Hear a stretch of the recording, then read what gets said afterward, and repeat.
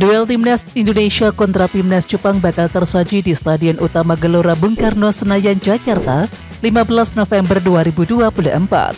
Jelang bertanding melawan Timnas Indonesia, Yuto Nagamoto selaku pemain Timnas Jepang memberikan pandangannya terkait laga. Ya, pemain Timnas Jepang Yuto Nagamoto melayangkan pujian untuk Timnas Indonesia, hingga dirinya juga sulit untuk memprediksi skor pertandingan. Hal itu diutarakan oleh Yuto Nagamoto saat tiba di Bandara Soekarno-Hatta, Tangerang, yakni pada Senin 11 November 2024 pagi dini hari.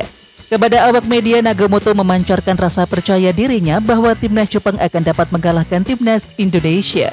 Pemain berusia 38 tahun tersebut merasa pede bahwa Timnas Jepang menang atas Timnas Indonesia karena skuad Samurai Biru lebih kuat. "Kami akan menang," kata Yuto Nagamoto kepada awak media. "Kami adalah tim yang kuat, sangat kuat. Itu sebabnya kami akan menang," sambung mantan pemain Inter Milan tersebut. Meskipun percaya diri menyebut Timnas Jepang bakal menang atas Timnas Indonesia, Yuto Nagamoto tetap memberikan pujian untuk skuad Garuda. Nagamoto menyebut bahwa Timnas Indonesia sudah berkembang ke level yang lebih baik. "Timnas Indonesia juga adalah tim yang bagus," ucap Yuto Nagamoto. "Ya, mereka telah tumbuh dan berkembang," sambungnya. Sementara itu, tak hanya memuji, Yuto Nagamoto bahkan sulit untuk memperkirakan hasil akhir Timnas Indonesia versus Timnas Jepang. "Sulit untuk memprediksi hasil skor," tutur Yuto Nagamoto. "Tetapi kami yakin akan menang," pungkas pesepak bola yang berposisi sebagai bek sayap kiri tersebut. Pemain Timnas Jepang Yuto Nagamoto mengungkapkan dirinya merasakan cuaca panas seusai tiba di Indonesia. Hal itu disampaikan oleh Yuto Nagamoto ketika ia dan juga sejumlah pemain Timnas Jepang tiba di Bandara Soekarno-Hatta, Tangerang, Banten, Senin 11 November 2024 pagi dini hari tadi. Timnas Jepang mendarat di Bandara Soekarno-Hatta pada pukul 01.35 waktu Indonesia Barat. Yuto Nagamoto menjadi salah satu pemain yang hadir di Indonesia pada gelombang pertama. Nagamoto datang ke Indonesia bersama 3 pemain lainnya, yakni Hiroki Sakine, Kaudai Takai, dan juga Kosei Tani. Selain itu, Hajime Moriyasu selaku pelatih Timnas Jepang pun turut menemaninya beserta 20 staf. Perlu diketahui, tim yang berjulukan Samurai Biru tersebut menuju ke Indonesia dengan beberapa kloter, sebab sejumlah pemain Timnas Jepang masih ada yang membela klubnya di Eropa. Meskipun begitu, pemain-pemain Timnas Jepang yang belum hadir nantinya bakal datang ke tanah air untuk melakoni laga tandang melawan Timnas Indonesia. Berdasarkan informasi dari situs Ponichi, mereka mestinya berangkat dengan mulus pada Minggu 10 November 2024 pagi. Mereka pun dijadwalkan tiba di Bandara Soekarno-Hatta pada pukul 16.15 waktu Indonesia Barat pada Minggu 10 November 2024. Namun pesawat yang mereka tumpangi itu sempat harus putar balik kembali ke Bandara Haneda, Jepang. Meskipun ada hambatan dan juga delay dengan pesawat, mereka mendarat dengan selamat di Bandara Soekarno-Hatta pada Senin 11 November. Yuto Nagamoto pun mengungkapkan dirinya dalam kondisi baik-baik saja. "Bagaimana perjalanan Anda ke Indonesia? Saya mendengar informasi bahwa pesawat Timnas Jepang mengalami delay," tanya wartawan kepada Yuto Nagamoto saat bertemu di Bandara Soekarno-Hatta. "Tidak menjadi masalah, kami menikmati, kami kuat," jawab singkat Nagamoto. Lebih lanjut, Yuto Nagamoto turut menjawab kesan pertamanya terhadap cuaca di Indonesia. Nagamoto menyebutkan bahwa Indonesia memiliki cuaca yang sangat panas. Walaupun begitu, pemain berumur 38 tahun tersebut tetap memuji Indonesia sebagai negara yang indah. "Ya, sangat panas," ucap Yuto Nagamoto, "tetapi adalah negara yang indah. Saya menyukainya," pungkas Nagamoto.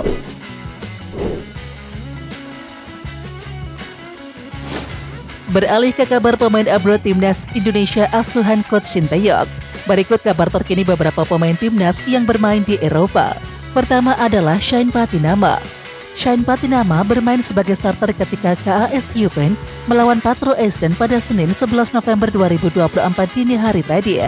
Sayang, KAS Eupen dipermalukan sang tamu dengan skor telak 0-4. Pada kesempatan tersebut, Shane Patinama tak tampil penuh. Pemain yang berposisi sebagai bek sayap tersebut digantikan pada menit ke-75. Hasil ini membuat KAS Eupen tercecer di urutan ke-12 Liga 2 Belgia 2024-25 dengan raihan 12 poin dari 11 laga. Poin tersebut terpaut 11 angka dari RWD Molenbeek yang berada di puncak klasemen. Kemudian kita berlanjut ke Missile Girls. Missile Girls memperkuat FC Twente melawan Ajax Amsterdam pada Minggu 10 November 2024. Missile Girls tak bermain penuh pada laga tersebut. Pemain yang berposisi sebagai bek tengah itu ditarik keluar pada menit ke-84. Hal ini sempat menimbulkan kekhawatiran karena Missile Girls sebelumnya sempat dikabarkan mengalami cedera. Sementara itu terkait hasil FC Twente harus puas meraih 1 poin setelah ditahan oleh Ajax dengan skor 2-2. FC Twente sementara menempati peringkat kelima di klasemen Liga 1 Belanda 2024-25 dengan raihan 22 poin. Poin tersebut terpaut 11 angka dari PSV yang berada di puncak. Dan yang terakhir yakni Ragnar Oratmangun. Ragnar Oratmangun akhirnya mendapatkan kesempatan untuk turun sebagai starter di FC Vidender. Hal ini terjadi ketika FC Vidender menjamu OH Leuven pada Minggu 10 November 2024. Hanya Ragnar Oratmangun belum bisa membantu timnya meraih kemenangan. Duel FC Vidender versus OH Leuven berakhir seri 1-1. Ragnar juga tak bermain penuh pada kesempatan tersebut. Pemain yang berusia 26 tahun itu ditarik keluar pada menit ke-77. Sementara itu FC Vidender kini harus tercacar di urutan ke-13 klasemen Liga 1 Belgia 2024-25 dengan raihan 17 poin dari 14 laga. Posisi FC Vidender terancam karena hanya terpaut 1 angka dari OH Leuven yang berada di zona merah.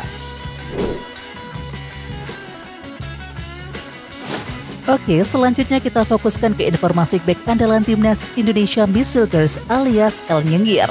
Ya, bek FC Twente Missile Girls bermain selama 84 menit saat timnya menahan imbang Ajax Amsterdam pada Minggu 10 November 2024. Duel FC Twente versus Ajax Amsterdam tersaji pada pekan ke-12 Eredivisie di Stadion De Groot Vestem Minggu 10 November 2024 malam waktu Indonesia Barat.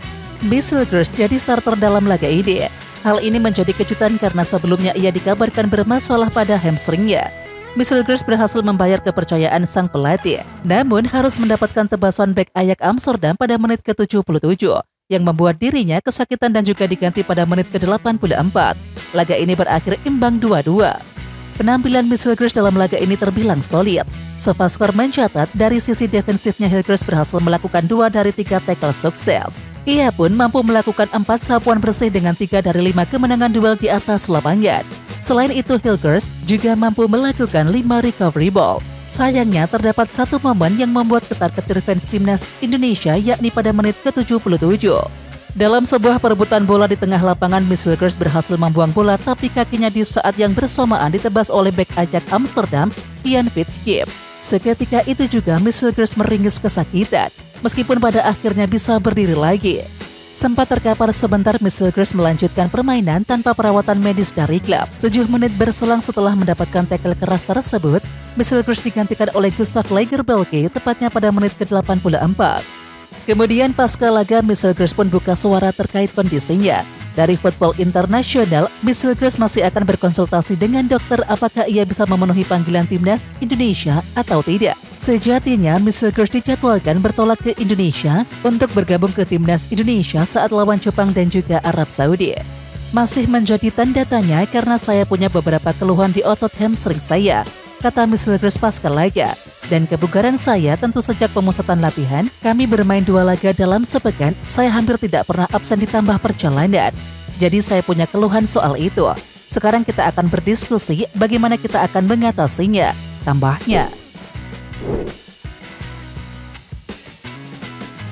Di sisi lain, kita beralih ke kabar kiper andalan timnas Indonesia yakni Martin Paes. Martin Paes fokus menatap 2 pertandingan kandang yang penting bagi tim Garuda di kualifikasi Piala Dunia 2026 yaitu melawan Jepang dan juga Arab Saudi. Martin Paes menilai 2 pertandingan besar di GBK ini akan menjadi pekan yang penting bagi timnas Indonesia.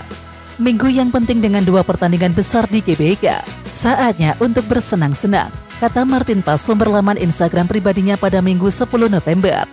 Ya, unggahan Martin Paes di Instagram itu mendapatkan reaksi dari sejumlah pemain timnas Indonesia. Kevin Dix memberikan emoji love, kemudian CITS memberikan komentar ayo berangkat. Sementara itu Martin Paes menjadi andalan timnas Indonesia di posisi penjaga gawang. Refleks Paes yang cemerlang diharapkan bisa membawa hasil positif bagi Indonesia di 2 laga kandang kali ini.